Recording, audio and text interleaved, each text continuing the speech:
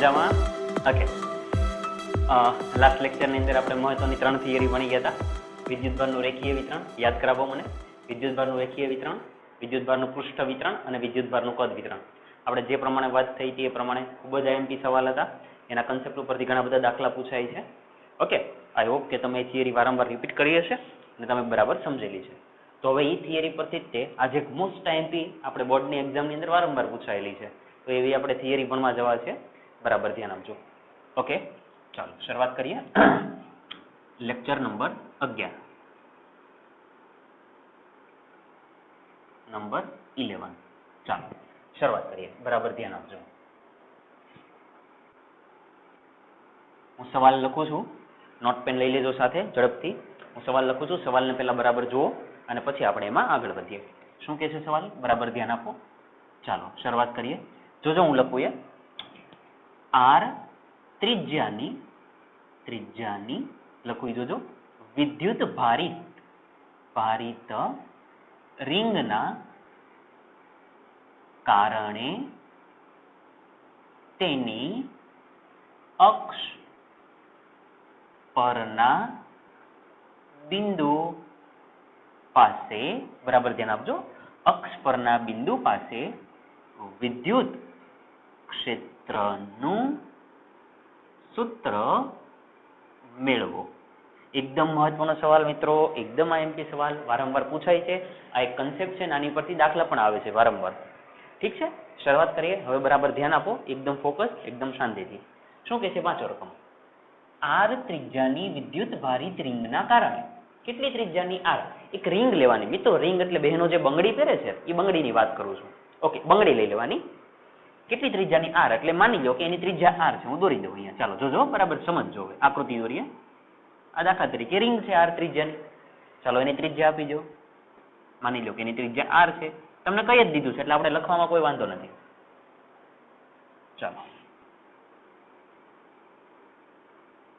ત્રિજ્યા કેટલી છે? તો કે આર છે. એક રિંગ છે. પછી આગળ વાંચો.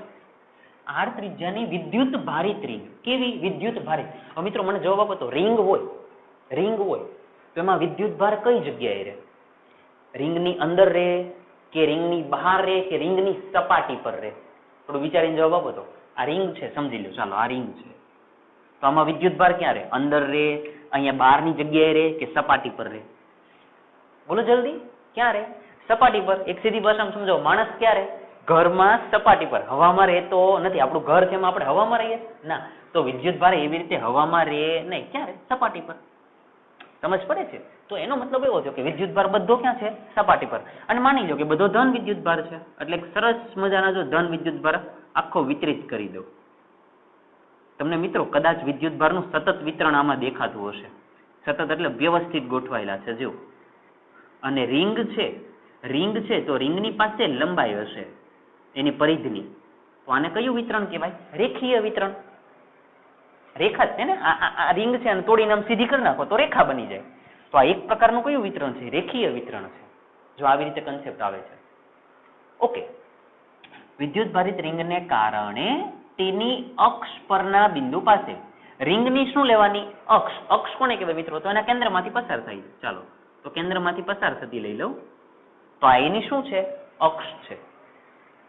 અક્ષ પરના બિંદુ પાસે. અક્ષ પરનું કોઈ પણ બિંદુ કીધું તો કોઈ પણ બિંદુ લઈ લો. માની લો કે આ પી બિંદુ લઈ લો તો કે બિંદુ પી પાસે વિદ્યુત ક્ષેત્રનું સૂત્ર મેળવો. આ બિંદુ પાસે કોનું સૂત્ર? વિદ્યુત ક્ષેત્રનું. વિદ્યુત ક્ષેત્ર એટલે ઈ. તો જવાબ તમારે કોનો લાવવાનો છે? ઈ નો. એટલે ફાઇનલ તમે જે કઈ ગણતરી કરો, જે કઈ લખો અને ફાઇનલ જવાબ કોના બરાબર આવે? ઈ બરાબર આવે. જેવા ઈ આવી જાય એટલે એવું સમજી લેવાનું કે આપણો જવાબ આવવાની શરૂઆત થઈ ગઈ છે. ખબર પડે છે? ચાલો ફરીથી એકવાર સવાલ રિપીટ કરી દો. એક રિંગ લઈ લેવાની જેની ત્રિજ્યા આર છે, જેની ઉપર વિદ્યુત ભાર વ્યવસ્થિત રીતે સતત રીતે વિતરાયેલો છે અને રિંગની અક્ષ પરના કોઈ બિંદુ, માની લો કે પી બિંદુ પાસે શું શોધવું છે? વિદ્યુત ક્ષેત્ર. એ આપણો આનો હેતુ છે આ સવાલનો. ઓકે, બોર્ડ ઉપરથી ક્લિયર દેખાય છે? હું એકવાર ચેક કરી લઉં. ત્યાં સુધી ઝડપથી તમે સવાલ કોપી કરી નાખો, આકૃતિ દોર નાખો અને આપણે ઝડપથી આગળ વધીએ. મોસ્ટ આઈએમપી સવાલ છે, બરાબર ધ્યાન આપજો. ચાલો એકદમ ક્લિયર દેખાય છે, કોઈ તકલીફ નથી. આગળ જઈએ. ચાલો ઓકે મિત્રો, હવે છે ને બરાબર ધ્યાન આપો. આપણે જે ગઈકાલની લાસ્ટ 3 થિયરી ભણી ગયા હતા એ 3 થિયરી માંથી એનો જ કન્સેપ્ટ ઉપાડીને આપણે આનો જવાબ લાવવાનો છે. પહેલા આપણે છે ને જે કાંઈ શરૂઆતનો પહેલો મુદ્દો બોલાય એને લખી નાખીએ. ઝડપથી લખાવો તો શું લખાય?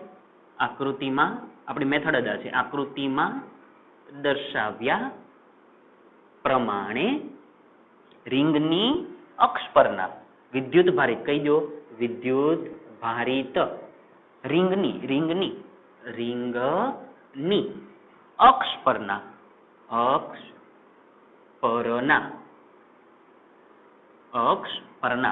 કયા બિંદુ? કોઈ બિંદુ આપણે કયું લીધું? માની લો કે પી. કોઈ બિંદુ પી પાસે શું શોધવું છે? વિદ્યુત ક્ષેત્ર. કોઈ બિંદુ પી પાસે શું મેળવવું છે? વિદ્યુત ક્ષેત્ર. વિદ્યુત ક્ષેત્ર મેળવવું છે આપણો હેતુ છે સવાલનો, કે ભાઈ આ રિંગને કારણે આપણે અહીંયા વિદ્યુત ક્ષેત્ર શોધવું છે. ક્લિયર? ચાલો આગળ જઈએ.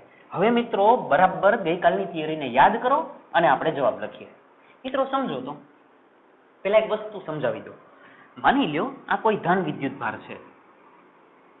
હવે હું કહું ને એને સમજજો. હું એમ કહું કે પી બિંદુ અહીંયા છે, તો ધન વિદ્યુત ભારને કારણે પી બિંદુ પાસે વિદ્યુત ક્ષેત્ર કઈ દિશામાં હોય? ઘણા બધા બાળકોને આવી સમજ જ નથી પડતી. ધન વિદ્યુત ભારને કારણે બિંદુ પી પાસે વિદ્યુત ક્ષેત્ર કઈ દિશામાં હોય? ધન વિદ્યુત ભારનું વિદ્યુત ક્ષેત્ર બહારની તરફ, એટલે એનો મતલબ એવો થાય કે આમ હોય, આ બિંદુમાંથી પસાર થઈને આગળ જતું હોય એમ. હવે માની લો પી બિંદુ અહીંયા લઉં તો કઈ બાજુ હોય? તો કે આ બાજુ હોય. પી બિંદુ અહીંયા લઉં તો આવી રીતે હોય. સમજ પડે છે? ટૂંકમાં તમે જ્યાં બિંદુ લ્યો ત્યાંથી એની વિદ્યુત ક્ષેત્ર રેખા પસાર થવાની જ છે. કેમ કે એ કેવો છે? ગોળ છે. તો ગોળ છે એટલે બધી દિશામાં જાય વિદ્યુત ક્ષેત્ર. સમજાય છે? આટલું ક્લિયર રાખજો કે જે બિંદુ પાસે શોધવું છે ત્યાંથી જ પસાર થાય. અને બીજું ધન હોય તો આમ એરો આવે, અને ઋણ હોય તો ખાલી એરો બદલી નાખો, બાકી કઈ માથાકૂટ નથી. આને બદલી નાખો, અહીં ટચ નહીં કરાવવાના, આવી રીતે બતાવી દો. ટચ કરાવો તો આમ તો જો કે વાંધો નથી, કેમ? ચાલો આવી રીતે કરી દેવાના. આવું કેવું છે? સમજ પડી? ઓકે, ચાલો હવે ધ્યાન આપો. બરાબર મિત્રો, આપણો હેતુ શું છે? કે ભાઈ આ બિંદુ પાસે વિદ્યુત ક્ષેત્ર શોધવું. કોના કારણે? તો આખી રિંગના કારણે. મિત્રો કયો કન્સેપ્ટ લેવાય? કે ભાઈ આખીને કારણે શોધવું છે તો પહેલા શું કરવાનું? સૂક્ષ્મને કારણે. સૂક્ષ્મને કારણે એટલે માની લ્યો કે રિંગ પરનો આટલો ખંડ લઈ લઉં, આટલો ખંડ લઈ લઉં, જો સૂક્ષ્મ ખંડ. હવે મારી વાત સાંભળતા જજો. માની લ્યો કે આખી રિંગ ઉપર જે કાંઈ વિદ્યુત ભાર છે એ ટોટલ કેપિટલ ક્યુ જેટલો છે. કેટલો છે? કેપિટલ ક્યુ. હવે તમે સૂક્ષ્મ ખંડ લ્યો તો એની ઉપર કેટલો હોય? સૂક્ષ્મ. સૂક્ષ્મ એટલે કેટલો? આની ઉપર કેટલો કહી દેવાય? ડીક્યુ કહી દેવાય. ખબર પડે છે? આપણે ખબર આખી રેખા લીધી હતી તો આખી રેખા ઉપર ક્યુ હતો તો સૂક્ષ્મ ઉપર ડીક્યુ. આખી રિંગ ઉપર કેપિટલ ક્યુ છે તો સૂક્ષ્મ ઉપર ડીક્યુ.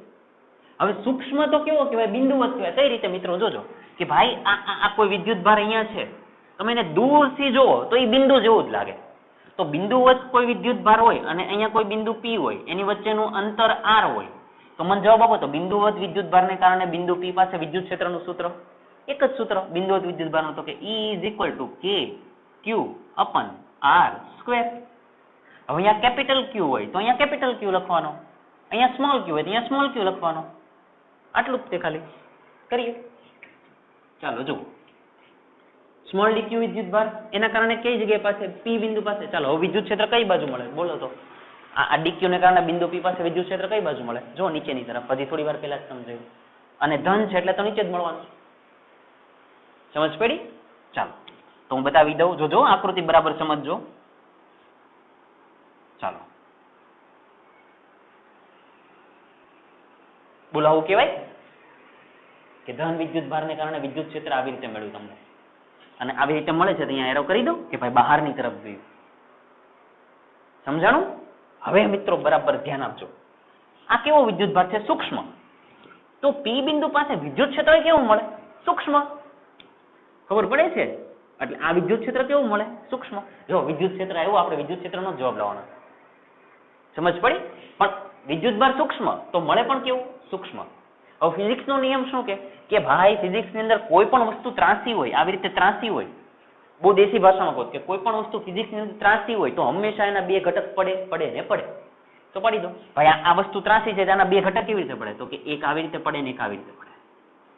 હવે એમાં તમને કોઈ કેમ કહી દે કે અહીંયા ભાઈ ખૂણો બને છે, તો પછી અહીંયા cos થીટા ઘટક લેવાનો અને અહીંયા sin થીટા ઘટક લેવાનો. જ્યાં ખૂણો બનતો હોય તમને ખબર પડી જશે. તો જ્યાં ખૂણો બનતો હોય ત્યાં cos થીટા લેવાનો, જ્યાં ન એની સિવાય ન હોય ત્યાં sin થીટા લેવાનો. નિયમ શું? ત્રાંસા હોય તો બે ઘટક પડે. આ માની લો આ આવી રીતે ત્રાંસા છે, તો આના બે ઘટક કઈ બાજુ? ચાલો હવે મને કહો તો. એક આ બાજુ અને બીજો ઉપર. ઉપર આવે ક્યાં આવશે? નીચે. જો એની દિશા પ્રમાણે સમજવાનું. જો આવી રીતે સમજાણું? હવે દાખલા તરીકે કોઈ આમ છે તો ચાલો આનો જવાબ આપો. એક કઈ બાજુ? ઉપર. બીજો કઈ બાજુ? આ બાજુ. બસ આવું સમજાવવા માંગુ છું. જો આનો જ આની અંદર ઉપયોગ છે, સમજીએ. ચાલો બધી જ વસ્તુ ઇન ડિટેલ તમને સમજાવું છું કે ભાઈ આ વિદ્યુત ક્ષેત્ર ત્રાંસુ છે તો આના કેટલા ઘટક પડે? બે. ચાલો હવે આમાં જવાબ આપો. કેટલા ઘટક પડે? બે. એક ક્યાં જાય? નીચે. અને એક ક્યાં જાય? આ બાજુ. ચાલો બતાવી દો કે ભાઈ એક ઘટક ગયો નીચે, એક ઘટક ગયો આ બાજુ. હવે બરાબર ધ્યાન આપજો. જો મિત્રો, આ કોની દિશા છે? વિદ્યુત ક્ષેત્રની દિશા. પી બિંદુ ક્યાં છે? અહીંયા છે. તો આ એને અક્ષને જોડતી રેખા છે. તો જો એ બે વચ્ચે ઓલરેડી અહીંયા તો કંઈક ખૂણો બને છે પહેલેથી. જો કે ભાઈ વિદ્યુત ક્ષેત્ર અને આ રેખા વચ્ચે કંઈક ખૂણો બને છે. હવે જો અહીંયા ખૂણો બને મિત્રો, તો આ આકૃતિને જોવો તો બરાબર આ કંઈક 10મા ધોરણની આકૃતિ લાગે છે આવી કે અહીંયા થીટા ખૂણો હોય તો અહીંયા પણ થીટા જ બને. એની જેવું જ છે. જો આ રેખા આમ આગળ જાય, આ રેખા આમ આગળ જાય છે, આ રેખા આમ આગળ જાય, તો જો અહીંયા પણ કયો બને? થીટા જ બને. જો x બની ગયો. જો એની જેવું જ છે. સમજાયું? તો હવે જો તમને ખૂણો દેખાઈ ગયો, તો જ્યાં ખૂણો બને ત્યાં કયો ઘટક? cos ઘટક. તો આનો cos ઘટક એટલે DE cos થીટા. તો એની સિવાયનો બોલો DE sin થીટા. બસ આવું કહેવા માંગુ છું. ખબર પડી? તો આનો મતલબ શું થયો મિત્રો કે ભાઈ DE આવી રીતે જાય છે, DE ના બે ઘટક પડ્યા, DE cos થીટા અને DE sin થીટા. એટલે એનો મતલબ શું થયો કે પરિણામી વિદ્યુત ક્ષેત્ર DE છે એ કોને કોને કારણે છે? તો કે આ ઘટક અને આ ઘટક. એટલે આ બંનેનો સરવાળો કરો તો જ આનો જવાબ આવે. આ બંને ઘટકોનો સરવાળો કરો તો જ આ જવાબ આવશે. કેમ કે જો એના જ તમે ઘટક પડે. સમજ પડે છે? તો ચાલો લખીએ. એ જોજો. હવે જોજો બરાબર સમજજો. કયા બિંદુ પાસે? બિંદુ P પાસે. કોને કારણે? સૂક્ષ્મ વિદ્યુતભાર DQ ને કારણે. લખીએ. એ જોજો આકૃતિમાં ટીમાં દર્શાવ્યા પ્રમાણે સૂક્ષ્મ વિદ્યુતભાર DQ, સૂક્ષ્મ વિદ્યુતભાર DQ ને કારણે કયા બિંદુ પાસે? P બિંદુ પાસે. બિંદુ P પાસે કેવા વિદ્યુત ક્ષેત્ર? સૂક્ષ્મ વિદ્યુત ક્ષેત્ર પાસે સૂક્ષ્મ વિદ્યુત ક્ષેત્ર. એને તમે શું નામ આપ્યું? તો કે DE. DE ના કેટલા ઘટકો પડ્યા? બે ઘટક. કયા કયા? DE cos થીટા અને DE sin થીટા. DE ના બે ઘટકો કયા કયા? Number 1 DE cos theta. અને મિત્રો જે વાક્ય રચના આવડે એ વાક્ય રચના પ્રમાણે લખો, પણ સાચું લખો. કોઈ પણ વાક્ય રચના વાપરશો મને કાંઈ વાંધો નથી, પણ વાક્ય રચના ખાલી તમારી સાચી થવી જોઈએ. ઠીક છે? DE cos થીટા અને બીજો કયો? DE sin theta. DE number 2 DE sin theta ઘટક મળે છે. ખબર પડી? કોના ઘટક? તો કે DE ના ઘટક. કેટલા ઘટક? બે. DE cos ને DE sin. તો એનો મતલબ શું થયો? DE એટલે કોનો સરવાળો? DE cos અને DE sin નો. તો આવું લખાય. તેથી DE is equal to DE cos theta plus DE sin theta. ચાલો DE is equal to DE cos theta plus DE sin theta. એટલે પરિણામી વિદ્યુત ક્ષેત્ર, ફાઇનલ વિદ્યુત ક્ષેત્ર છે એ કોને કોને કારણે? તો કે DE cos અને DE sin. હવે મિત્રો બરાબર ધ્યાન આપો. અહીંયા સુધી ક્લિયર છે? ઓકે. ચાલો હવે આગળ જઈએ. આટલું ધ્યાનમાં રાખજો. હવે પાછા આકૃતિમાં આવો વિચાર કરો તો કે ભાઈ તમે ઉપર DQ લીધા તો એના કારણે વિદ્યુત ક્ષેત્ર આમ મળ્યું. તો થોડું વિચારો તો તમે નીચે સૂક્ષ્મ ખંડ આવી રીતે લઈ લો. નીચે આટલો સૂક્ષ્મ ખંડ, એ આટલો સૂક્ષ્મ ખંડ લીધો અને માની લો કે એની ઉપર તે DQ છે. સૂક્ષ્મ એટલે DQ કે ભાઈ DQ જેટલો વિદ્યુત ભાર છે. તો આના કારણે આ બિંદુ પાસે વિદ્યુત ક્ષેત્ર કઈ દિશામાં મળે? આ ડીક્યુ ને કારણે. બોલો જલ્દી. આ તરફ જેમ આમાં આમ તરફ, આમાં આમ તરફ. જવા દો, જોજો. બોલો આવું કહેવાય. એ આ સૂક્ષ્મ વિદ્યુત ભારને કારણે સૂક્ષ્મ વિદ્યુત ક્ષેત્ર તો ડીઈ. ચાલો પાછો હતો ઈનો જ નિયમ લાગી ગયો કે ભાઈ ત્રાંસા તો કેટલા ઘટક પડે? 2 ઘટક. એક ઘટક જાય આ બાજુ, ચાલો જવા દો આ બાજુ. એક ઘટક ક્યાં જાય? ઉપર, તો જવા દો ઉપર. હવે અહીંયા કેટલો બને? તો કે થીટા બને. તો જો આ રેખા અને આ રેખા, તો આ થયા, તો અહીંયા પણ કયો બને? થીટા. તો એનો મતલબ થીટા બને એના કોસ, એટલે અહીંયા ઓલરેડી કોસ છે જ તે, તો બીજો કોસ આવી ગયો. એટલે ઇન શોર્ટ અહીંયા તો કયો ઘટક આવે? ડી કોસ થીટા જ આવે. તો અહીંયા કોસ આવી ગયો, તો ઉપર કયો આવે? D sine theta. Sine theta. જો ખાલી આવું સમજવા માંગુ છું. અહીંયા ઓલરેડી કોસ આવી જ ગયો છે, તો પછી આ અક્ષ ઉપર કયો જવાનો? કોસ જ આવવાનો. તો ઉપર કયો આવે? સાઇન. હવે મિત્રો ફિઝિક્સના થોડાક નિયમ સમજો કે જેટલું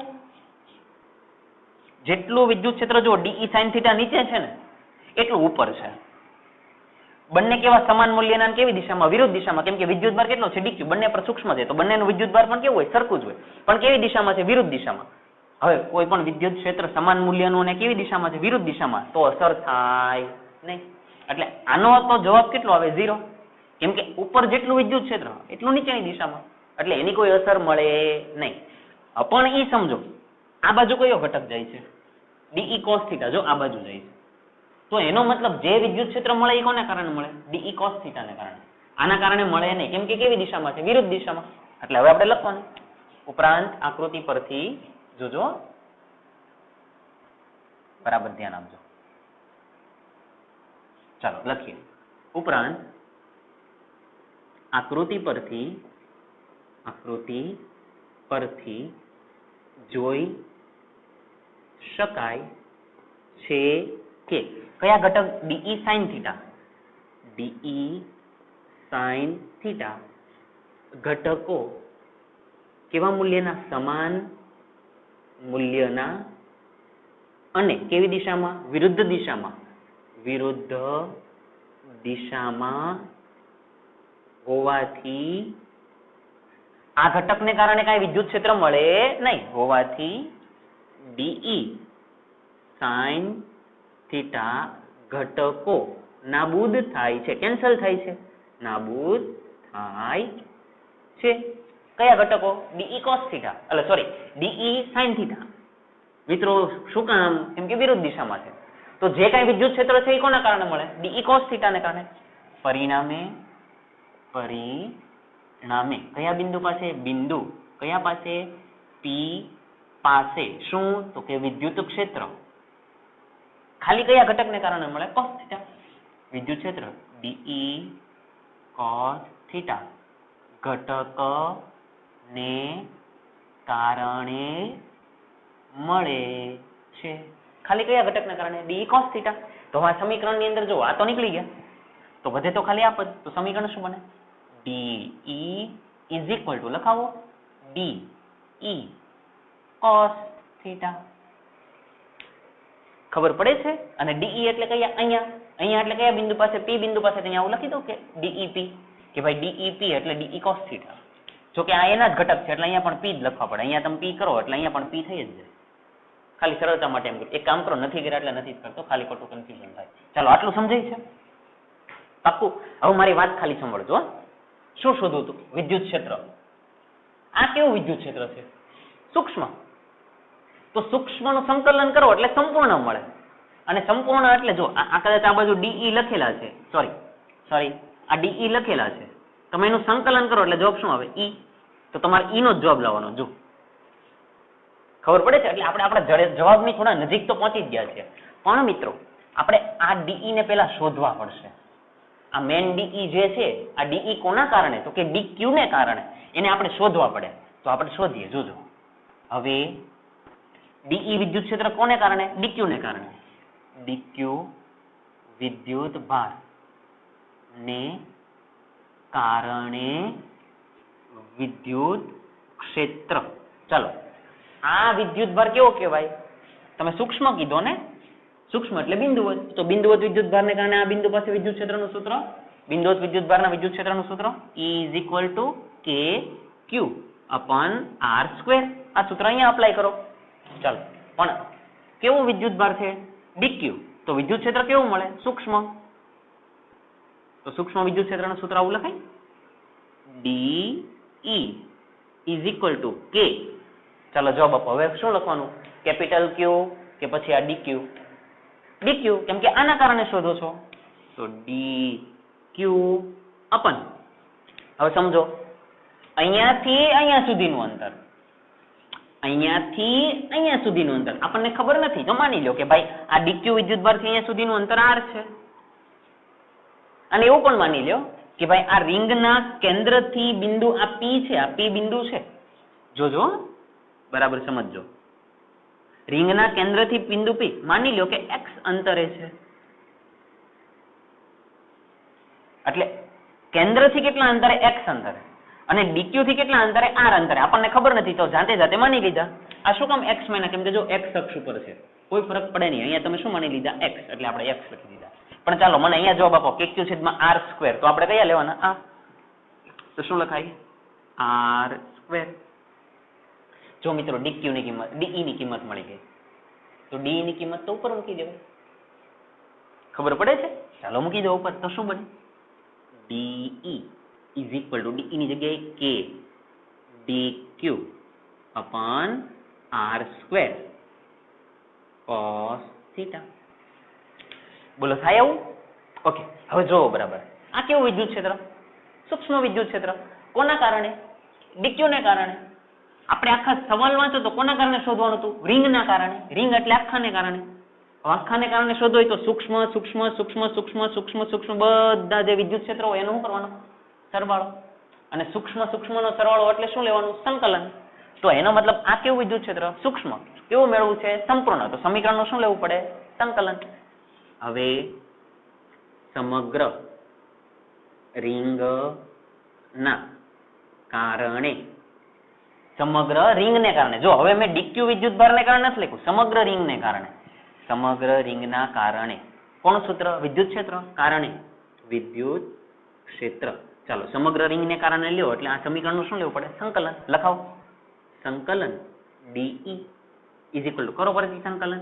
સંકલન ચાલો લખાવો, K dq upon r² cos θ. ચાલો હવે થોડુંક સમજો તો.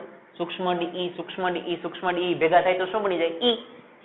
અથવા તો જે મિત્રોને એવી ખબર ન પડે તો આપણે પાટિયા બેસાડાવ્યા હતા કે સંકલન અને વિકલન જાય એટલે E વધે. ઠીક છે? ઓકે, ચાલો આ બાજુ સંકલન વિકલનનો પહેલો નિયમ શું કે અચળ હોય એને બહાર કાઢો. અચળ કોણ? K. કાઢી નાખો બહાર. ચાલો K. હવે સંકલન લખાવો, dq upon r² cos θ. મિત્રો ઉભા રહેજો. આ તમે સંકલન લ્યો છો, પણ ક્યાં સંકલન? જો આખી રિંગ છે ને, તો તમે સંકલન તમને ખબર હોય તો પેલું રેખીય સંકલન હતું ત્યારે તમે નીચે રેખા સંકલન એવું લખ્યું હતું. પછી કદ સંકલન હતું, નીચે તમે કદ આવું લખ્યું હતું. હવે આવું સંકલન તમે ક્યાં લો છો? આખી રિંગ પર. તો મિત્રો અહીંયા લખી દો કે ભાઈ આ સંકલન છે આખી રિંગ પરનું છે. કોના પરનું છે? આખી રિંગ પરનું. આટલું ધ્યાનમાં રાખવાનું. ચાલો આગળ જઈએ. આનું સાદુરૂપ આપવું આગળ, બરાબર ધ્યાન આપો. હવે તો ખાલી એકદમ સીધું સાદું છે, ખાલી આપણે મેથેમેટિકલ પદ સમજવાના છે. જવાબ ઓલમોસ્ટ આવી ગયો છે. કેમ ખબર પડે જવાબ આવી ગયો? કેમ કે તમારે જવાબ કોનો લાવવાનો? તો E નો. તો E તો આવી ગયો જો વિદ્યુત ક્ષેત્ર. ખાલી આપણે સાદુરૂપ આપીએ. ચાલો સમજો. ચાલો ઓકે, આ શું લખેલું છે? cos θ. મિત્રો આકૃતિની અંદર જુઓ તો અહીંયા થીટા છે, તો તમને એક સરસ મજાનો કાટકોણ ત્રિકોણ દેખાશે. જુઓ તો, હે ને? તો cos θ બરાબર પાસેની બાજુ છેદમાં કર્ણ એવું લખાય. sin θ એટલે સામેની બાજુ છેદમાં કર્ણ. cos θ એટલે પાસેની બાજુ છેદમાં કર્ણ. તો ચાલો અહીં આ cos θ છે, તો cos θ ની જગ્યાએ શું લખાય? કે ભાઈ અમને ખબર છે કે cos θ બરાબર પાસેની બાજુ, આ ખૂણાની પાસેની બાજુ એટલે x, છેદમાં કર્ણ એટલે r. તો બોલો આવું લખાય. તો એનો મતલબ શું થયો કે જ્યાં તમને cos θ દેખાશે ત્યાં તમે x ના છેદમાં r લખી દેશો. સમજ પડી? ઓકે, ચાલો તો લખી દો. આ કિંમત આની અંદર મૂકી દો. શું લખાય? E ઇઝ ઇક્વલ ટુ, ચાલો લખાવો, કે ઇન્ટિગ્રેશન ડીક્યુ અપન ઓલરેડી આર સ્ક્વેર તો છે જ તે, કોસ થીટાની જગ્યાએ એક્સ બાય આર, ખબર પડી? અને આર સ્ક્વેર તો શું થઈ જાય? R cube. તો થોડુંક ડાયરેક્ટ લખી દઉં, ચાલો, તો કે ડીક્યુ અપન ઓલરેડી આર સ્ક્વેર હતા ને આર આવી ગયા, એક્સ અપન આર ક્યુબ. બસ આવું કહેવા માંગુ છું. અને કોની પર? તો કે રિંગ પર. લખી નાખો રિંગ પરનું. સમજ પડી? ચાલો હવે ફરીથી પાછા ધ્યાન આપજો, આકૃતિની અંદર જ જાઉં છું. જોજો મિત્રો, આ કાટકોણ ત્રિકોણ છે. જો તો કાટકોણ ત્રિકોણ તો મગજની અંદર એક જ પ્રમેય લાગે, પાયથાગોરસનો, કે ભાઈ કર્ણનો વર્ગ બરાબર બાકીની બે બાજુના વર્ગનો સરવાળો. કર્ણ એટલે આર સ્ક્વેર. મારે આર ની કિંમત ગોતવી. જોજો, R square is equal to, અંદર જાઓ, R square is equal to R square plus x square. R square plus x square. મિત્રો આ તો ખબર પડે છે ને, પાયથાગોરસ આપણે લગાડ્યો છે. ચાલો, તમારે આર ક્યુબ જોતા છે. મારું ઇન્ટેન્શન શું છે એ સમજજો, કે ભાઈ આર ની કિંમત મારે અંદર મૂકવી છે. આર ની કિંમત તો આ તો આર સ્ક્વેર છે, ન ચાલે, મારે ક્યુબ કરવા પડે. તો ક્યુબ કરવા માટે કેવી રીતે કરવું? જો પહેલા મિત્રો ક્યુબ કરવાની તો બંને બાજુ વર્ગમૂળ લઈ લો. વર્ગમૂળ લ્યો એટલે શું બને? તો કે આર ઇઝ ઇક્વલ ટુ વર્ગમૂળની અંદર આવું થાય, R square plus x square. અને વર્ગમૂળ છે તો મેથ્સના નિયમ શું કહે કે ભાઈ આવી રીતે લખાય ને, કે r square plus x square એની 1/2 ઘાત. જે મિત્રોને નથી ખબર પડતી હોય તો વર્ગમૂળ હોય તો એને કેટલી ઘાત લખાય? 1/2 ઘાત. આવું ધ્યાનમાં રાખજો. ચાલો, આર આવી ગયા, પણ આપણે લાવવા શું છે? R cube. આર આવી ગયા છે, આર ક્યુબ લાવવા તો બંને બાજુ શું લેવાય? ઘન. 3 ઘાત. તો આની 3 ઘાત કરો, આર ની 3 ઘાત ઇઝ ઇક્વલ ટુ, જોજો, R square plus x square. આની પણ કેટલી? 3 ઘાત. એટલે આ જે ઘાત હતી 1/2 તો હતી જ તે, એના ગુણ્યા કેટલા? 3. એટલે 3/2. એટલે પદ શું બને? મિત્રો આ હું છે ને એકદમ નાના નાના સ્ટેપ વારંવાર બતાવું છું તમને, ખાલી આવડે ને એની માટે જ તે, કે ભાઈ જે છોકરાઓને નથી સમજ પડતી એ લોકો માટે જ છે ખાસ. તો 3/2 સમજ પડી ને? જે ઘાત ઉપર આવી અહીંયા આવે તો 3/2. ચાલો, આર ક્યુબ ની કિંમત ક્યાં મૂકી દેવાય? ઉપરના સમીકરણમાં મુકાવો. ચાલો, શું લખાય? તો કે E ઇઝ ઇક્વલ ટુ કે ઇન્ટિગ્રેશન ડી ક્યુ એક્સ બેઠા છેદમાં આર ક્યુબ. આર ક્યુબ ની કિંમત અહીંયા રહી, લખાવો, r square plus x square આખાની 3/2. સમજાણું? ચાલો, હવે હું ખાલી ફાઇનલ સાદુરૂપ આપું, બરાબર ધ્યાન રાખજો. જોજો, રિંગ, આ બધું રિંગ પર થાય છે. ચાલો, E ઇઝ ઇક્વલ ટુ, જોજો, કે તો 12 જ છે, પછી સંકલનની નિશાની છે. હવે થોડુંક સમજજો અંદર.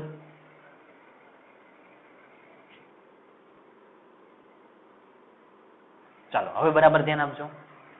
ડીક્યુ તો એનું સંકલન તો થાય. ડીક્યુ એટલે સૂક્ષ્મ, કે ભાઈ આ સૂક્ષ્મ સૂક્ષ્મ સૂક્ષ્મ સૂક્ષ્મ એટલે એનું સંકલન કરવું પડે. અચળ હોય એ બધાને બહાર કાઢવા છે મારે. એક્સ ને જુઓ તો એક્સ ને, એક્સ અચળ કહેવાય કે બદલાય કહેવાય? આકૃતિની અંદર એક્સ ની કિંમત જો આટલી ફિક્સ છે, હું એમ કહું પહેલેથી કે ભાઈ આ 10 સેન્ટીમીટર છે, તો આખી આકૃતિ દરમિયાન આ એક્સ ની કિંમત કેટલી લે? 10 જ રહે, અચળ જ રહે. તો અચળ ને બહાર કાઢી નાખો. તો હવે હું સંકલન ની અત્યારે થોડી વાર નિશાની કાઢી નાખું, કેમ કે મારા અચળ ને બહાર કાઢવા. તો ભાઈ એક્સ બહાર નીકળી ગયા. હવે નીચે વાળાને ચેક કરો, આર ભલે સ્ક્વેર રહ્યો પણ આર તો છે તે, આર એટલે ત્રિજ્યા. મિત્રો આ ત્રિજ્યા બદલાય કે અચળ રહે? એવું થાય કે રિંગ આમ મોટી થઈ જાય કે આમ પોળી થઈ જાય તો ત્રિજ્યા બદલાય? એવું તો ન થાય, કેમ કે આપણે ફિક્સ લીધેલું છે. તો ત્રિજ્યા બદલાય નહીં એટલે અચળ. તો મિત્રો આરે અચળ છે, અને થોડી વાર પહેલા જોયું એક્સ તો ઓલરેડી અચળ છે, તો એનો મતલબ છે આખું પદ અચળ છે. કાઢ નાખો બાર. ચાલો, તો છેદમાં શું આવી જશે? R square plus x square એની 3/2. તો અંદર જેવા ધ્યાન લેવા દો, તો કે ઇન્ટિગ્રેશન રિંગ. ચાલો, અંદર કોણ છે? ડીક્યુ. ડીક્યુ ખબર પડે છે? જવાબ આવી ગયો મિત્રો. જુઓ, જોજો, E ઇઝ ઇક્વલ ટુ કે એક્સ છેદમાં R square plus x square. આનો મતલબ શું થાય? સૂક્ષ્મ ડીક્યુ, સૂક્ષ્મ dq, dq dq dq dq dq dq dq ડીક્યુ, બધા ડીક્યુ. કોની પરના? રિંગ પરના. આખી રિંગ પરનો તો ક્યુ કેટલો છે? આ. તો હકીકતમાં તો ઇન્ટિગ્રેશન ડીક્યુ તો શું થઈ જાય? ક્યુ.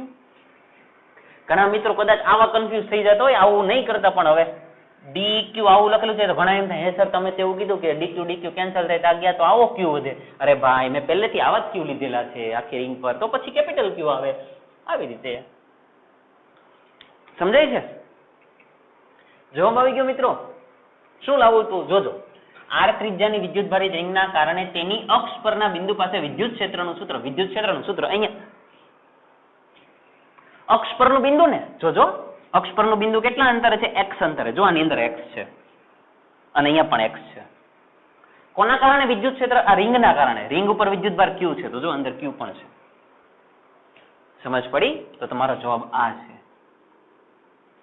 એટલે કમ્પલસરી મિત્રો તમારે આ યાદ રાખવાનું છે. કેવી રીતે યાદ રાખશો એને સમજો કે ભાઈ તમને એવો સવાલ પૂછે કે રિંગના કારણે અક્ષ પર વિદ્યુત ક્ષેત્રનું સૂત્ર, તો જવાબ આવે કે qx. આવી રીતે યાદ રાખજો કે qx છેદમાં r² પ્લસ x² આખાની 3/2. 3/2 લખવાના રહી ગયા છે, લખી દઉં. r² plus x² 3/2. એટલે તમને એમ પૂછે કે રિંગના કારણે અક્ષ પર વિદ્યુત ક્ષેત્રનું સૂત્ર, તો શું જવાબ આવે? કે qx અપન r² પ્લસ x² આખાની કેટલી? 3/2. આવડશે? પાક્કું? એને ઝડપથી કોપી કરી નાખો. હું એક વખત ચેક કરી લઉં દેખાય છે કે નહીં. ચાલો, એકદમ આઈએમપી સવાલ, કાંઈ પણ કન્ફ્યુઝન નહીં હોય. ચાલો, હજી આ સવાલની અંદર આપણે થોડું આગળ વધવું છે, બરાબર ધ્યાન આપજો.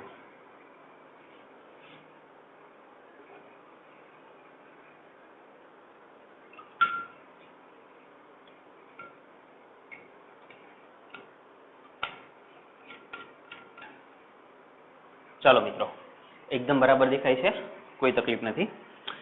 આ સવાલની અંદર મિત્રો અગત્યના એમસીક્યુ ને લગતા બે મુદ્દા આગળ વધાર્યા. એક્ઝામની અંદર જ્યારે પૂછે કે ભાઈ રિંગના કારણે અક્ષ પરનું વિદ્યુત ક્ષેત્ર શોધો, તો મિત્રો અહીંયા સુધી જવાબ આવે. છેલ્લે સેન્ટેન્સ કમ્પલસરી લખવાનું કે જે રિંગના કારણે અક્ષ પર વિદ્યુત ક્ષેત્રનું સૂત્ર છે. ક્લિયર?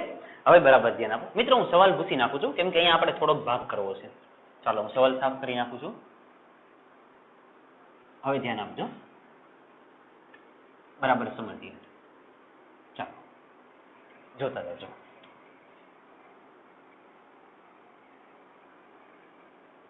ચાલો, કેસ 1 સરાહેનો કેસ છે. અદાલતમાં લડવાનો કેસ નથી, આનો કેસ લેવાનો છે. ચાલો કેસ સમજીએ શું છે. બરાબર ધ્યાન આપો. અત્યારે પી બિંદુ ક્યાં છે? તો કે x અંતરે છે. જો કેન્દ્રથી x અંતરે. એવું માની લો કે મિત્રો કે બિંદુ P છે ને એ કેન્દ્ર ઉપર છે. બિંદુ P ક્યાં છે? કેન્દ્ર ઉપર. તો આ સમીકરણમાં શું સુધારા વધારા થાય? બિંદુ P ને તમે કેન્દ્ર ઉપર લઈ લો તો કોની કિંમત 0 થઈ જાય? x ની. જો આ તો અહીંયા હતા એટલે વધતા 1 2 3 4 5 6 7 8 એવી રીતે x થયા. હવે કેન્દ્ર પાસે લઈ લો તો x ની કિંમત 0 અને x ની કિંમત અહીંયા 0 મૂકો તો એ 0. તો 0 નો ગુણાકારમાં કાંઈ પણ 0. મતલબ શું થયો કે બિંદુ P કેન્દ્ર પર હોય તો રિંગના કારણે કેન્દ્ર પાસે વિદ્યુત ક્ષેત્ર કેટલું હોય? 0. રિંગના કારણે કેન્દ્ર પાસે, રિંગના કારણે અક્ષ પર તો કે આટલું હોય કે qx r² + x² 3/2. આપણે તો કેસ લઈએ તો કેસમાં બિંદુ P ક્યાં હોય? કેન્દ્ર પર હોય. જો બિંદુ P કેન્દ્ર પર હોય તો ચાલો બિંદુ P કેન્દ્ર પર હોય તો આની અંદર થાય શું? x ની કિંમત 0. તેથી x = 0 અને તેથી વિદ્યુત ક્ષેત્રનું સૂત્ર શું બને? x ની જગ્યાએ 0 મૂકો તો 0. E પણ કઈ જગ્યાએ? કેન્દ્ર = 0. આ પેલો કેસ હતો કે ભાઈ બિંદુ P કેન્દ્ર પર હોય તો વિદ્યુત ક્ષેત્રનું સૂત્ર 0. સૂત્ર આવે જ નહીં, વિદ્યુત ક્ષેત્ર 0 મળે. સમજાય છે? Case number 2. ચાલો બીજો કેસ લડીએ. શું કે છે? કાંઈ જ નથી કહેતા, ખાલી સમજવાનું છે. સમજીએ. ચાલો મિત્રો, હવે જેમ તમે P બિંદુને કેન્દ્ર પર લઈ લીધું, તો એવું પણ શક્ય છે કે P બિંદુ ખૂબ જ દૂર હોય, ખૂબ જ કેવું હોય, દૂર. હવે જોજો, આ P બિંદુને ખૂબ જ દૂર લેતા ખસેડતા અહીંયા લઈ લઉં. જોજો, બરાબર અહીંયા લઈ લીધું મેં P બિંદુ. હવે એકદમ ઇન્ટરેસ્ટિંગ છે, જોજો. તો હવે x ની કિંમત ક્યાંથી ચાલુ થાય? અહીંયાથી. અને ક્યાં પૂરી થાય?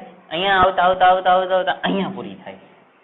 તો એનો મતલબ જો x ની કિંમત ખૂબ જ મોટી છે કે નથી? છે.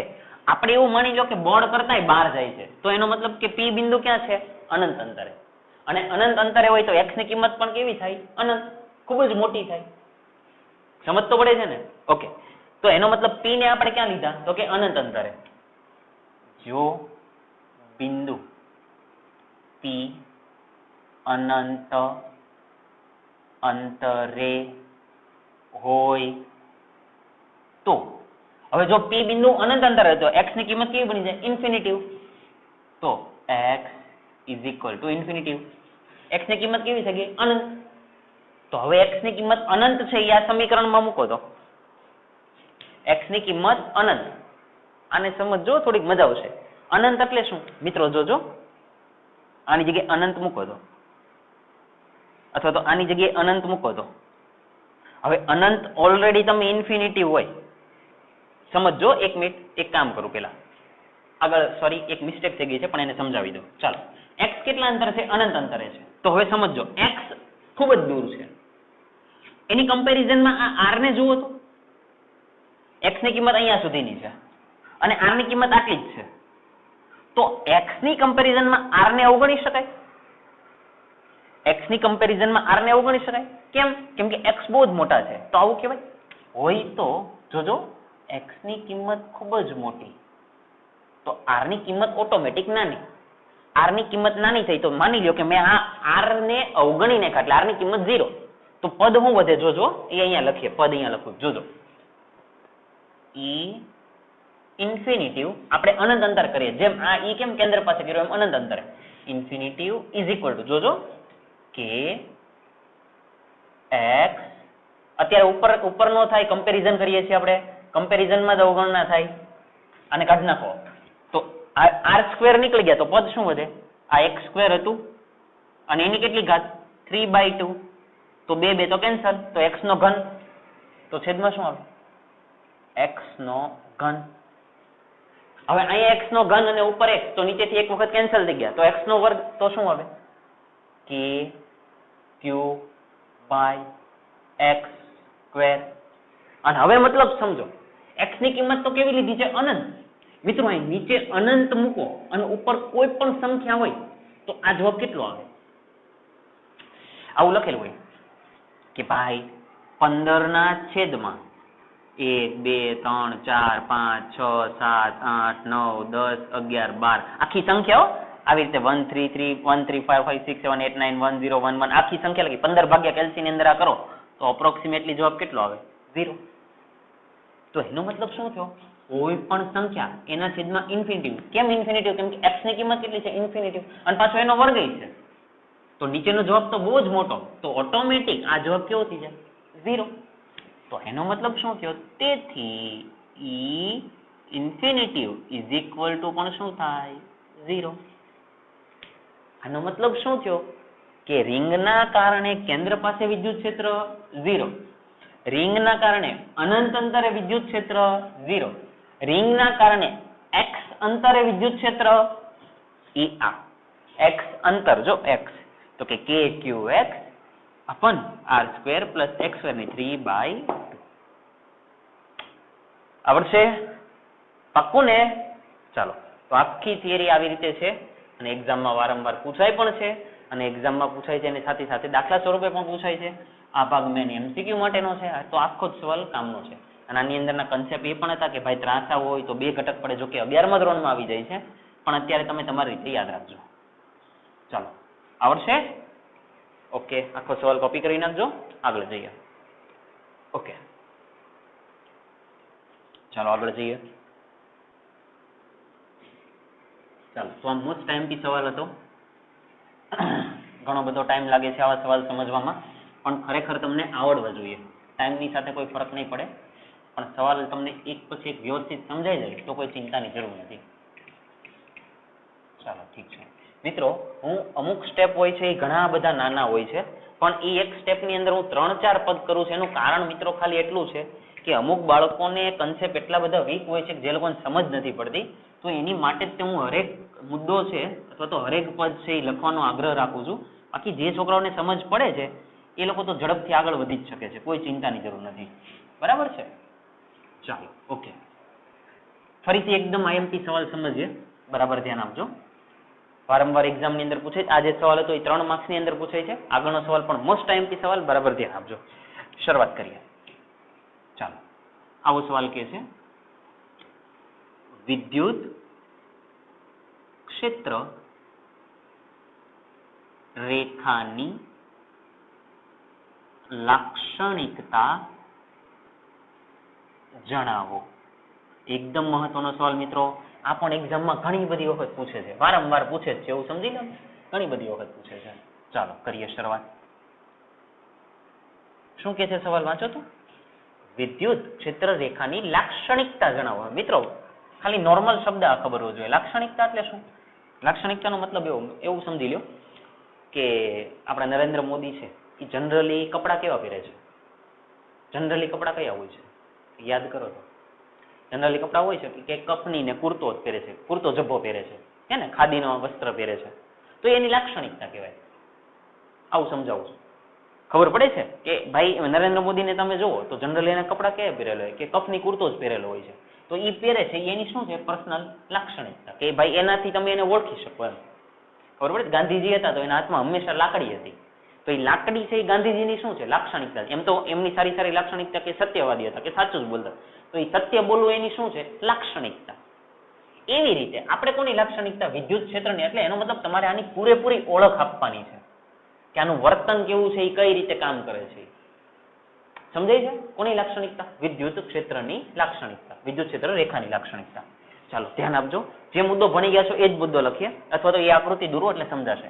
મિત્રો એવું સમજી લો કે આ કોઈ ઘણી બધી મિત્રો લાક્ષણિકતા છે. લાક્ષણિકતા નંબર 1, એક પછી એક વારંવાર, એક પછી એક સમજીએ, એક પછી એક. ચાલો માની લો કે આ કોઈ ધન વિદ્યુતભાર છે. મને યાદ કરાવો તો ધન વિદ્યુતભારનું વિદ્યુત ક્ષેત્ર કઈ તરફ હોય? બહારની તરફ. તો આવી રીતે દોરે.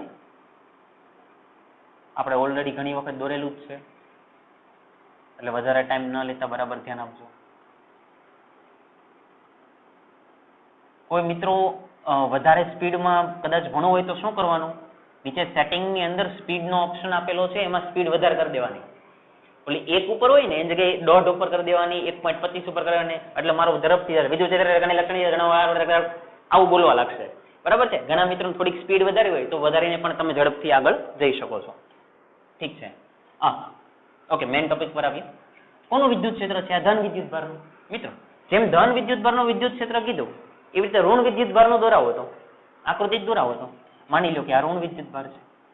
ચાલો હવે આનું વિદ્યુત ક્ષેત્ર કઈ તરફ હોય? અંદરની તરફ. તો આવું દોરે.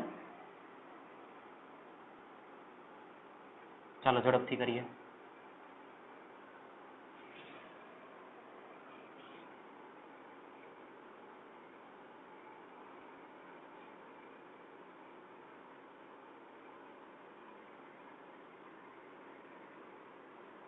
બોલો કેવા છે? આ કોનું વિદ્યુત ક્ષેત્ર? ઋણ વિદ્યુતભારનું. તો પેલો મુદ્દો મિત્રો આની પરથી જ છે. પેલો મુદ્દો આકૃતિ પરથી જ છે. શું? તો કે ધન વિદ્યુતભારનું વિદ્યુત ક્ષેત્ર બહારની તરફ અને ઋણ વિદ્યુતભારનું વિદ્યુત ક્ષેત્ર અંદરની તરફ હોય છે. અને એની આગળ આપણે એક શબ્દ લખાડ્યો, જો આને ત્રિજ્યાવર્તી કહેવાય. ત્રિજ્યાની જેમ કહેવાય કે ભાઈ આ બાજુ જાય, આ બાજુ જાય, આ બાજુ જાય, આ બાજુ જાય, જો બધી બાજુ જાય. તો આને શું કહેવાય? ત્રિજ્યાવર્તી. તો પેલો મુદ્દો શું બને કે ધન વિદ્યુતભારનું વિદ્યુત ક્ષેત્ર ત્રિજ્યાવર્તી બહાર અને ઋણ વિદ્યુતભારનું વિદ્યુત ક્ષેત્ર ત્રિજ્યાવર્તી અંદર તરફ હોય છે. ચાલો લખાવો ઝડપથી. ધન વિદ્યુતભારનું વિદ્યુત ક્ષેત્ર, જલ્દી બોલો.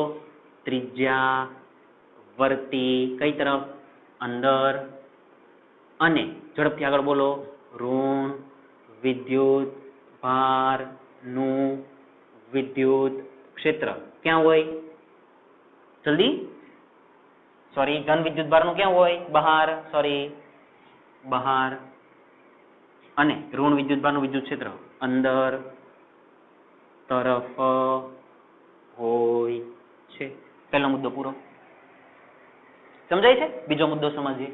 બીજો મુદ્દો સમજવા માટે મિત્રો બધી લાક્ષણિકતાની અંદર હું આકૃતિ દોરીશ. આકૃતિ જોઈને જ તમારે જવાબ આપવાનો.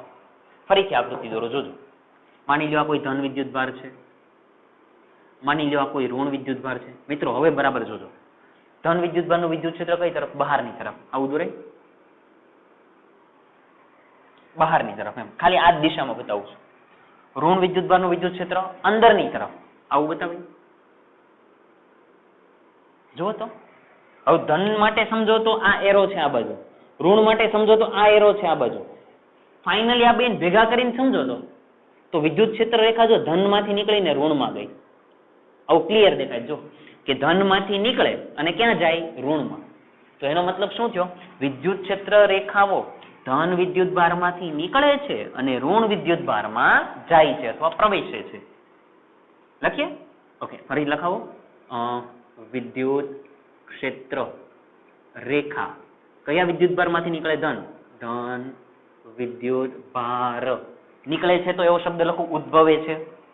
ધન વિદ્યુતભાર માંથી ઉદ્ભવે છે અને કયા વિદ્યુતભારમાં જાય છે? ઋણ. જાય છે તો પરિણામે શબ્દ લખું, મતલબ એક જ છે. અને ઋણ વિદ્યુતભારમાં પરિણમે છે. મિત્રો આ બધા સમાનાર્થી શબ્દ છે. વિજ્ઞાનની ભાષામાં થોડુંક પરિણામે લખીએ, ઉદ્ભવે લખીએ તો સારું લાગે. ખબર પડે છે? ઓકે, તો ચાલો. વિદ્યુત ક્ષેત્ર રેખાઓ ધન વિદ્યુતભારમાંથી નીકળે છે અને ઋણ વિદ્યુતભારમાં જાય છે. ધન વિદ્યુતભારમાંથી ઉદ્ભવે છે અને ઋણ વિદ્યુતભારમાં પરિણમે છે. બીજો મુદ્દો. ત્રીજો મુદ્દો. મિત્રો એમ તો જો કે આ આકૃતિ છે ને ઓલરેડી અહીંયા દેખાતી હતી. ઘણા મિત્રોને જો કદાચ દેખાતી હોય તો આ આકૃતિ ઓલરેડી અહીંયા છે. જો આ સીધી રેખા જુઓ, ધન વિદ્યુતભારમાંથી બે આરા નીકળ્યા નીચે બહારની તરફ અને ઋણ વિદ્યુતભારમાં જાય જો અંદરની તરફ. એટલે જો આકૃતિ ઓલરેડી અહીંયા છે જ તે. જો સમજાય છે? ચાલો ત્રીજો મુદ્દો સમજીએ. બરાબર ધ્યાન આપો. ઓકે, ત્રીજો મુદ્દો. મિત્રો એક આકૃતિ દોરું ને એને બરાબર સમજજો. ઓકે, ચાલો એમને લખું છું પછી સમજજો. વિદ્યુત ક્ષેત્ર રેખાઓ, આ આકૃતિને જુઓ અથવા આ આકૃતિને જુઓ એની પરથી જ આ મુદ્દો લખું. જોજો, વિદ્યુત ક્ષેત્ર રેખાઓ બંધ ગાળો રચતી નથી. વાંચો તો આ તમે ખાલી આ એક આકૃતિ જુઓ ને તો તમને આ જવાબ દેખાશે. વિદ્યુત ક્ષેત્ર રેખાઓ બંધ ગાળો રચતી નથી. બંધ ગાળો કોને કહેવાય મિત્રો? આ સર્કલ છે, જ્યાંથી ચાલુ કર્યું ત્યાં હું પૂરું કરું તો આને બંધ કહેવાય. તમે અહીંયાથી ચાલુ કરો ને અહીંયા સુધી જાઓ તો આને બંધ ન કહેવાય. આને બંધ કહેવાય. જો અહીંયાથી ચાલુ કર્યું ને અહીંયાથી પૂરું કર્યું. હવે સમજો તો આ વિદ્યુત ક્ષેત્ર રેખાઓ એક વખત અહીંયાથી બહાર નીકળે પછી અંદર જાય પાછી જુઓ, અથવા તો અહીંયાથી અંદર ગઈ તો અહીં દૂરથી જ આવતી હશે ને અંદર જાય અને અંદર જઈને પછી ક્રોસ આવી રીતે ફરે છે. આવી રીતે આમ જાતી હોય તો પછી આવી રીતે આમ ફરે? એવું ન થાય. તો એનો મતલબ શું થયો કે વિદ્યુત ક્ષેત્ર રેખાઓ બંધ ગાળો રચે નહીં. આવી રીતે સર્કલ નો બનાવે, કોઈ પણ બંધ ગાળો ન રચે. તો એનો જ મુદ્દો લખ્યો છે. વિદ્યુત ક્ષેત્ર રેખાઓ બંધ ગાળો રચતી નથી. ખબર પડે છે? એ છૂટી છવાય જ હોય. ચાલો ચોથો મુદ્દો, અગત્યનો મુદ્દો. આકૃતિ દોરીશ અને સમજાવીશ. માની લો કોઈ એક વિદ્યુત ક્ષેત્ર રેખા આવી રીતે છે. શું દોરી છે? વિદ્યુત ક્ષેત્ર રેખા. હું આની પર અમુક બિંદુ લઈ લઉં કે ભાઈ અહીંયા કોઈ બિંદુ P લઈ લઉં, અહીંયા કોઈ બિંદુ Q લઈ લઉં, અહીંયા કોઈ બિંદુ R લઈ લઉં. હવે મિત્રો ધ્યાન આપજો. હું દાખલા તરીકે અહીંયા આકૃતિ દોરું, વર્તુળ દોર્યું છે એવું માની લો. હું પોતે અહીંયા ઉભેલો છું અને આવી રીતે ગોળ ગોળ ફરું છું. આવી રીતે ટૂંકમાં આ દિશામાં આવી રીતે ગોળ ફરું છું. બરાબર છે? તો આ દિશાએ પહોંચું એટલે મારો વેગ આ દિશામાં કહેવાય, આમ સ્પર્શકની દિશામાં. આ દિશા પછી અહીંયા પહોંચવું એટલે આ દિશામાં કહેવાય અને સ્પર્શકની દિશા કહેવાય. અહીંયા પહોંચવું તો આ બાજુ કહેવાય, અહીંયા પહોંચવું તો નીચે કહેવાય. વચ્ચેના ભાગ સમજીએ. આ ચાલતો ચાલતો અહીંયા પહોંચવું તો વેગ ક્યાં કહેવાય? એના સ્પર્શકની દિશામાં. આમ અહીંયા પહોંચવું ત્યારે તમે આમ ફરતા હો, ફરતા જો આમ જતા હોય એવું લાગે. આ બિંદુ પાસે કે ભાઈ તમે ફરતા હો, ફરતા જો આમ જતા હોય એવું લાગે. એવી રીતે આ બિંદુ પાસે ફરતા જે બધા દોરા છે એને શું કહેવાય? સ્પર્શક કહેવાય. તો હવે આમ એક વિદ્યુત ક્ષેત્ર રેખા દોરી, એના કોઈ પણ બિંદુએ દોરેલો સ્પર્શક, સ્પર્શક એટલે આ બિંદુ પાસે જોવો તો આવો થાય, આ બિંદુ પાસે થોડોક નીચે થશે અને આ બિંદુ પાસે થોડોક ક્રોસમાં થશે. જો સમજાણું? ચાલો હવે હું વર્ણન કરું એને સમજજો. આખી શું હતી? વિદ્યુત ક્ષેત્ર રેખા. લખવી જોજો, વિદ્યુત ક્ષેત્ર રેખા પરના કોઈ પણ બિંદુ પાસે, કોઈ પણ બિંદુ પાસે, અગત્યનું હવે સાંભળજો, કોઈ પણ બિંદુ પાસે દોરેલો સ્પર્શક, આ સ્પર્શક પાસે દોરેલો સ્પર્શક એ, આ સ્પર્શક જે છે તે બિંદુ પાસે, હવે લખી જોજો, વિદ્યુત ક્ષેત્રની દિશા આપે છે. ટૂંકમાં જે તમે આ સ્પર્શક દોરો એ કોની દિશા કહેવાય? વિદ્યુત ક્ષેત્રની. એટલે તમને એમ પૂછે કે પી બિંદુ પાસે વિદ્યુત ક્ષેત્ર કઈ બાજુ જાય? આમ. ક્યુ બિંદુ પાસે તો કે આ બાજુ. આર બિંદુ પાસે થોડુંક નીચે. એમ હું આવી રીતે ચાલતો હોઉં તો મારે ચાલવાની દિશા કઈ? તો કે આ. આમ ચાલતો હોય તો આ. એવી રીતે પી પાસે વિદ્યુત ક્ષેત્ર આમ, ક્યુ પાસે આમ, આર પાસે આમ. કોની દિશામાં? ઇન શોર્ટ સ્પર્શકની દિશામાં. આને ધ્યાનમાં રાખવાનું. તમને પૂછે કે વિદ્યુત ક્ષેત્રની દિશા કોની દિશામાં? તો કે તે બિંદુએ દોરેલા સ્પર્શકની દિશામાં. ક્લિયર? આની ઉપરથી જ નવો મુદ્દો સમજીએ. ઘણી બધી લાક્ષણિકતા બધી જ સમજવા જેવી. ચાલો સમજીએ. ઓકે, હવે પાછું હું એક દોરું એને સમજજો. આ કોઈ પહેલી વિદ્યુત ક્ષેત્ર રેખા છે, આ કોઈ બીજી વિદ્યુત ક્ષેત્ર રેખા છે. એટલે મેં બે વિદ્યુત ક્ષેત્ર રેખા દોરી છે. આવું બરાબર સાંભળો. આ બંને છેદે છે ક્યાં? તો કે અહીંયા.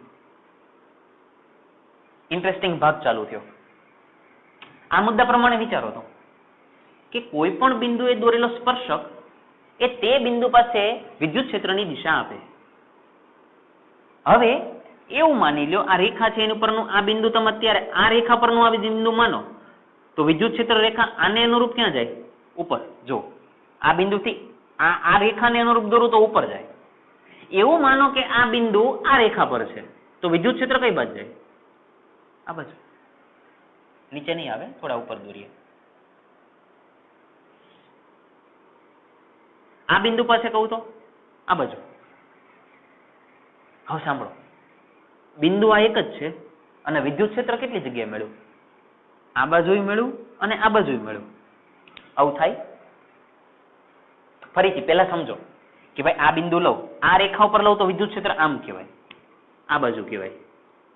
આ રેખા લઉં તો વિદ્યુત ક્ષેત્ર આ બાજુ કહેવાય. તો ટૂંકમાં એ તો એવું બતાવે છે કે એક જ બિંદુ પાસે વિદ્યુત ક્ષેત્ર આમાંય છે ને આમાંય છે. એવું થાય? દેશી ભાષામાં સમજાવું, હું અત્યારે ક્લાસમાં ભણાવતો હોય તો આ જ સમયે હું મારા ઘરે હોઉં. ફરીથી, હું અત્યારે ક્લાસમાં ભણાવું છું તો હું આ જ સમયે હું ઘરે હોઉં ન હોઉં એ શક્ય જ નથી. હું એક સમયે એક જ જગ્યાએ હોઉં. એવી રીતે વિદ્યુત ક્ષેત્ર રેખા જો આમ જાતી હોય તો પછી આમ જ જાય, આમ ન જાય. આવું થાય નહીં.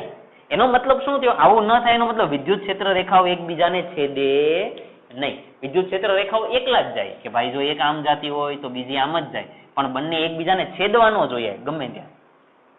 ખબર પડે છે? કેમ કે એવું થાય તો એક જ બિંદુ પાસે કેટલી દિશામાં વિદ્યુત ક્ષેત્ર મળે? જુદી જુદી દિશામાં. એવું શક્ય નથી. લખીએ, વિદ્યુત લખાવો તો વિદ્યુત ક્ષેત્ર રેખાઓ એક બીજાને છેદતી નથી. પેલી વસ્તુ આ કે છેદે જ નહીં. જો છેદે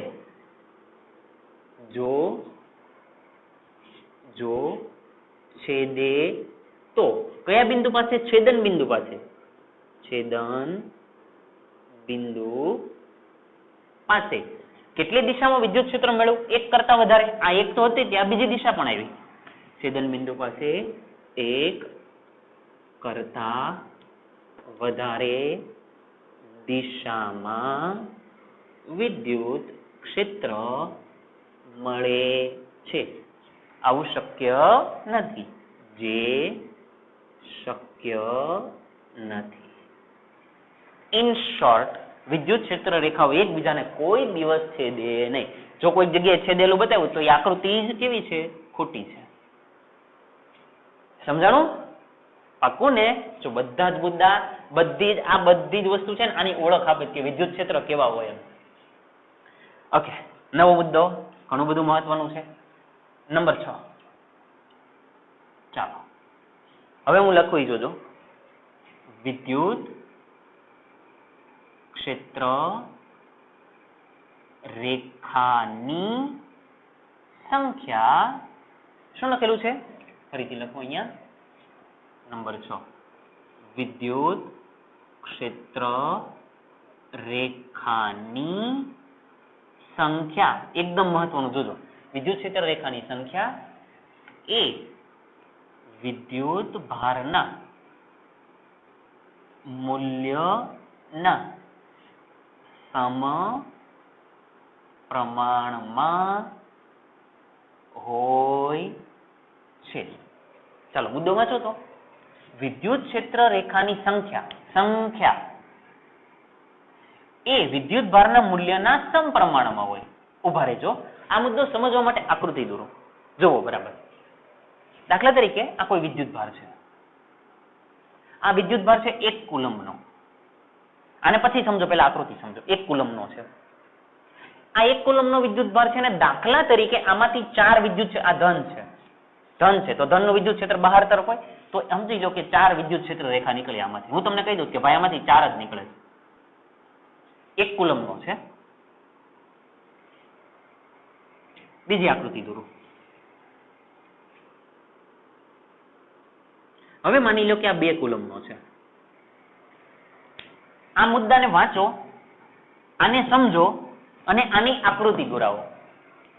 આ મુદ્દો વાંચો, આને સમજો અને આની આકૃતિ દોરાવો. વાંચીએ. વિદ્યુત ક્ષેત્ર રેખાની સંખ્યા 1 2 3 4 એ વિદ્યુત ભારના મૂલ્યના સમપ્રમાણમાં. મૂલ્ય 1 કુલમ્બ હતું ને તો 4 રેખા નીકળી. તો મૂલ્ય 2 કુલમ્બ હોય તો કેટલી રેખા નીકળે? થોડીક ખબર પડી જ ગઈ છે. 1 હોય તો 4 નીકળી, તો 2 હોય તો 8. 1 2 3 4 5 6 7 8. આવું સમજાવે. જેટલું મૂલ્ય વધારે એટલી વિદ્યુત ક્ષેત્ર રેખા વધારે, જેટલું મૂલ્ય ઓછું એટલી વિદ્યુત ક્ષેત્ર રેખા ઓછી. ખૂબ જ મહત્વનું. સમીકરણના સ્વરૂપમાં લખો તો વિદ્યુત ક્ષેત્ર રેખાની સંખ્યા એ વિદ્યુત ભારના સમપ્રમાણમાં. જેટલો વિદ્યુત ભાર વધારે એટલું વિદ્યુત ક્ષેત્ર રેખાની સંખ્યા વધુ, અથવા તો વિદ્યુત ક્ષેત્ર એટલું વધારે. સંખ્યા કહો કે ક્ષેત્ર કહો બંને સરખું થશે. આ વિદ્યુત ક્ષેત્ર વધારે કહેવાય, આ કેવું કહેવાય? ઓછું કહેવાય. આની પરથી તો MCQ પણ ઘણી વખત પૂછાયેલો છે.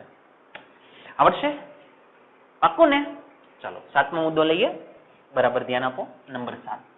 આની પછી એક મુદ્દો જ બાકી છે, શાંતિથી સમજી લો. 7મો મુદ્દો. એક આકૃતિ દોરું ફરીથી. ચાલો આને સમજવાનો પ્રયત્ન કરો.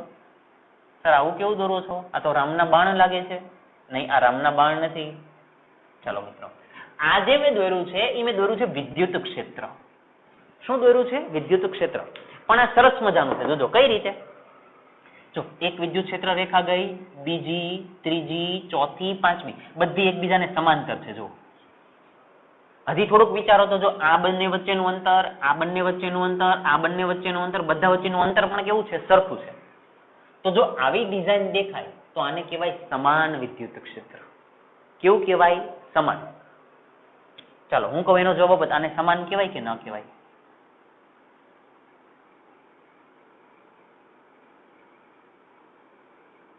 ચાલો આને સમાન વિદ્યુત ક્ષેત્ર કહેવાય?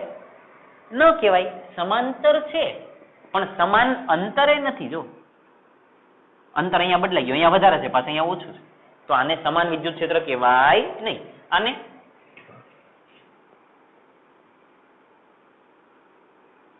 આને સમાન વિદ્યુત ક્ષેત્ર કહેવાય? ન કહેવાય. આ તો કઈ મેળનું જ નથી.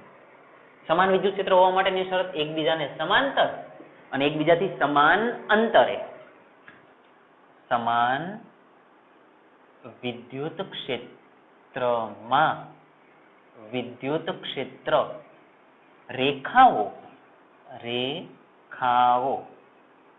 એકબીજાને સમાંતર, એકબીજાને સમાંતર અને એકબીજાથી કેવા અંતરે? સમાન અંતરે, અને એકબીજાથી સમાન અંતરે આવેલ હોય છે. ક્લિયર? તો ફાઇનલ હવે છેલ્લો મુદ્દો લખીએ, બરાબર ધ્યાન આપો, જોજો બરાબર સમજો. સુવાહક ની સપાટી પર વિદ્યુત ક્ષેત્ર હંમેશા સપાટીને લંબ જ હોય છે. અગત્યનું, ખૂબ જ અગત્યનું, આકૃતિ દોરીને સમજીએ. સુવાહકની સપાટી પર વિદ્યુત ક્ષેત્ર હંમેશા સપાટીને લંબ. ઉભા રહ્યો, આમ સમજ ન પડે, આકૃતિ દોરીએ. માની લો કે આ સુવાહક ગોળો છે, આ સુવાહક ગોળો છે, આખા ઉપર ધન વિદ્યુત ભાર છે. માની લેજો કે આખા ગોળ પર ધન વિદ્યુત ભાર છે. પેલી રિંગ ઉપર મૂકો તો ને, આ ચાલો ને બતાવી દઉં, કેમ કે બતાવવામાં એવું થશે પછી હું આકૃતિ દોરીશ ને તો સરખું દેખાશે નહીં. ચાલો ઝડપથી દોરી નાખીએ કે ભાઈ આખા ગોળા ઉપર ધન વિદ્યુત ભાર છે. ઓકે, સુવાહકની સપાટી પર વિદ્યુત ક્ષેત્ર હંમેશા સપાટીને લંબ હોય. સપાટીને લંબ એટલે હું ખબર મિત્રો? કે ભાઈ અહીંયાથી ધન વિદ્યુત ભાર છે તો વિદ્યુત ક્ષેત્ર જો બહારની તરફ જ બતાવવું પડે ને, ધન વિદ્યુત ભાર છે એટલે બહારની તરફ, તો એ સપાટીને લંબ જ હોય. લંબ જ એટલે અહીંયા ખૂણો 90 નો જ બનવો પડે. એવી રીતે જો અહીંયાથી દોરું તો અહીંયા ખૂણો કેટલાનો બનવો પડે? 90. જો ક્લિયર તમને દેખાય જ છે. અહીંયાથી દોરું તો અહીંયા પણ ખૂણો કેટલાનો બને? 90 નો. પેલા મને જવાબ આપો તો બહાર હું કેમ દોરું છું, અંદર કેમ નથી દોરતો? કેમ કે ધન છે. ઓકે, અહીંયા દોરું તો ખૂણો જો 90 નો બને. અહીંયા દોરું તો ખૂણો 90 નો બને, એમ જ નીકળે. સુવાહકની સપાટી પર વિદ્યુત ક્ષેત્ર સપાટીને લંબ 90 નો ખૂણો બને એમ જ નીકળે. હવે આવું દોરું તો જોજો, આવું ચાલે? આ સાચું છે? આનો જવાબ આપો. સાવ ખોટું છે. ખૂણો કેટલાનો બનવો પડે? 90. અહીંયા તો ક્યાં 90 બને? જોવો તો આવું દોરું, જોજો તો, જોજો દોરું આવી રીતે. અહીંયા ક્યાં 90 બન્યા? તો આ પણ કેવા છે? ખોટા. ખબર પડી? એક બીજું એક્ઝામ્પલ આપો. દાખલા તરીકે આ સળિયો છે, સળિયા પર ધન વિદ્યુત ભાર છે. હવે તમને આનું વિદ્યુત ક્ષેત્ર દોરવાનું કહેતો, ધન વિદ્યુત ભાર એટલે બહારની તરફ, એટલે જો આવી રીતે જાય પણ સપાટીને લંબ જ.